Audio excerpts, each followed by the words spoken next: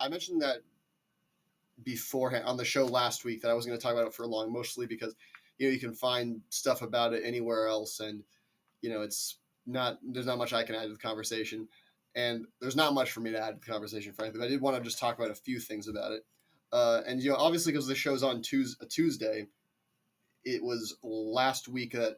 I mean, it was last week, just as the show ended at 4, that the first results started to come in because the first polls closed. And I think I mentioned on the show, I don't remember exactly, that it was either going to be at 4 or 5 of the first polls closed. I thought it was 5 for most of it, but if I remember correctly, I corrected myself. Around 4 is when they actually closed and you could start seeing some results. Not that you can really tell that much from the early results, but still, that's what ended up happening. So, as you know, I mean, I hope you're not just learning it now and that you've already known, but Donald Trump won the election. He's going to be the first president to come back after a 4-year break in terms in over 100 years or something like that, since Grover Cleveland, I believe, is the last one, the only other one who did so. And I actually did predict. I mean, I'm not just gonna go on about wanting money, being owed money from someone, but I did. I mean, frankly, I deserve it $20 or something. Because I actually predicted it would happen, and I mean, not that that's really that big of an accomplishment in a 2-person race predicting which one's gonna win, but I don't know. I was partially say that because I noticed a lot of people were surprised by it specifically, and not that you can't be surprised by it, but I wasn't personally, so I deserve something, I guess. I mean, just based on really on polling and other information, I was able to guess that he would, so I wasn't shocked or anything. Because this is the thing, I feel like every election people go on about the polls being wrong, when really, I mean, I feel like they were not too far off this time. I mean, they predicted, or at least when you account that states that are close, Trump's probably going to win.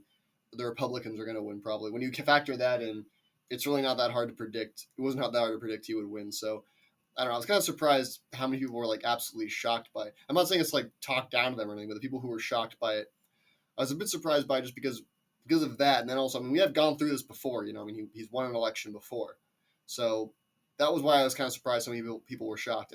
But I will say I'm not going to turn this into I was right, so I'm a genius and I'm Nostradamus or whatever. I've just because at the end of the day, I still thought it was 55-45 who was going to win. So really, it's not like I was massively going against the grain anyway by saying that. But yeah, it turns out he did win. My exact electoral map prediction was slightly off because I predicted it was going to be basically what it was, except Kamala would win Nevada and Michigan, which are both states Trump won. So besides those 2 states, I was right. So I don't know. I feel I have a pretty good track record with this. I mean, I don't expect people to necessarily just believe me at my word, but because I never said it on the show, I thought was going to win because I just never had a time or never thought it was going to be interesting. I did predict it though on my other show on KUGR. I said this, so I don't know if there's proof, I guess, in case you don't believe me. But also, I think another thing I was going to point out is that it's worth noting that Trump has a Republican Senate and I believe there are a Republican House, a very slim majority there, so it's not by a lot. Like when he got in. So I'm just saying, I mean, not to for people who don't are upset about this, not to hurt their feelings or anything, but I just have to say, frankly, there's probably not much that's going to stop him from getting what he wants this time. Because unlike 2016 where it was the same situation, but besides, I think the Senate majority was smaller. Not by much, but I think it was slightly smaller.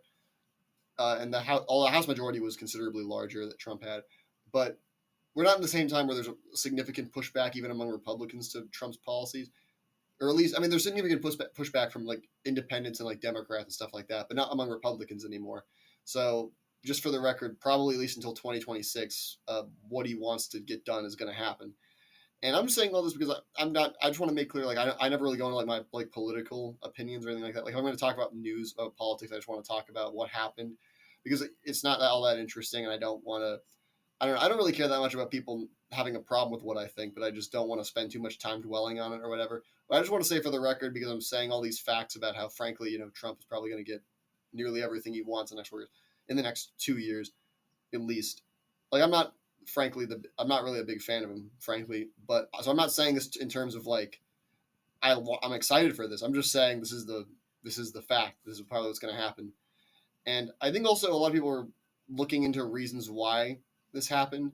And frankly, I think it all just boils down to one thing. There are other elements to it, but the fact that people think that Trump's going to fix the economy or everything. And that's kind of what it comes down to.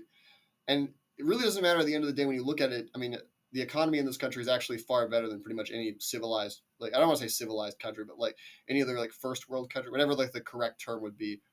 Out of like the G7 countries, I believe is one of the, but people just care about like the price of milk and eggs and all that are higher than it was 4 years ago because of inflation, which is always going to be the case. But ultimately, that's why he won because I feel like he can basically people ignore everything else because they're okay with it as long as they think he's going to fix the economy.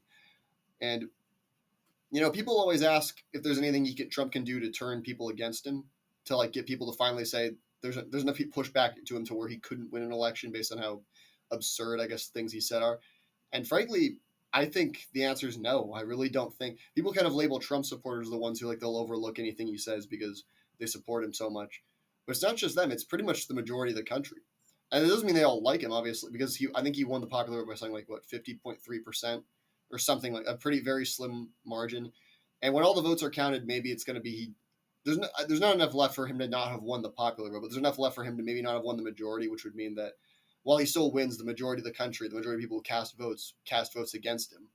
So maybe the majority of the country isn't like that, but from the evidence I've seen, it is because people who are like hardcore Trump supporters obviously aren't the majority of the country. I mean, they all voted for him in the election, but when you add that with people who don't like him and just prefer him over like Kamala or the other candidates, that adds up to a majority. And so the majority of the people aren't necessarily his supporters, but the majority of the people are people who will ignore that sort of thing. And that's, I think, kind of proven here. And it was kind of proven 2016 and 2022. 2016, not as much because he didn't win the popular vote and also because it was pretty close election because Hillary was pretty disliked as well. So that didn't prove it. 2020, he obviously lost, so that didn't prove it. But 2024 kind of proves that theory. I feel like that really his character flaws or like the stuff he does that are crazy or whatever, like not the majority of the country doesn't care about that anymore. Or maybe they never did, frankly. So I think also that I want to say, because I got the election prediction right, and I have a decent track record with that in terms of the last election I predicted right too. Although that one I feel like was a bit more obvious who was going to win. So that's, again, maybe not saying much. But I think I might as well put this out there too. I have another prediction. And may have said this on this show, maybe not. I don't really remember anymore. But I don't think he's going to complete the term. I just have to be honest. Because, I mean, if you listen to him, like, you can tell he's fallen in terms of, like, like, his mental state has fallen, and the guy's just clear. I don't want to say he's, like, dying. He's not to that point. But, I mean, he's the oldest president now. He's going to be the oldest president ever elected. Or he already is the oldest president ever elected. He's past Joe Biden. So I don't think, I'm not saying he's going to die necessarily, but I feel like I can honestly see a scenario where he resigns. And I think it's either going to be that or he may die. I'm not encouraging that, but that's just the situation. And also, besides this, I mean, the dude's gotten shots fired at him like 3 times now. So, I mean, maybe I'm wrong this, but I think that adds up to the most like assassination attempts of any president in history. And I mean, considering he's like a really divisive figure, maybe that's not surprising.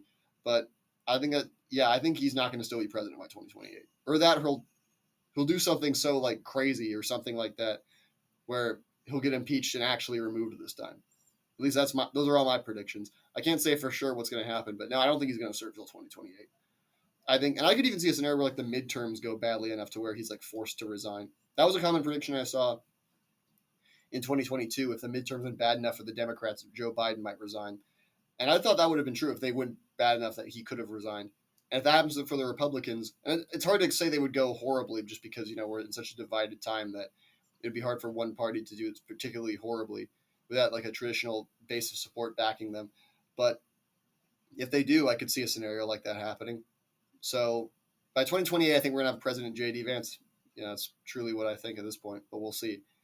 So anyway, I guess we'll wrap it up now. There's not much more I can say about that hasn't been said before and people haven't heard before.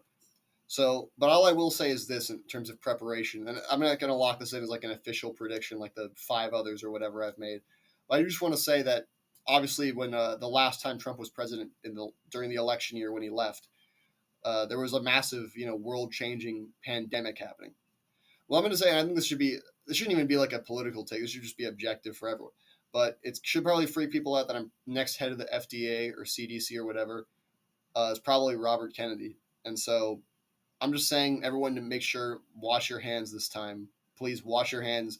Stay home if you're sick. Do everything you can, because We don't want it happening. And if it does happen, let's try to save it till the end of, the 4 years, to where maybe, you know, maybe then we can hold it off as long as we can to when if someone else gets in, they'll be able to solve it, I guess.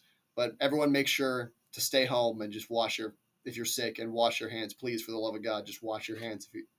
If every time you leave the house at this point, just wash your hands, please.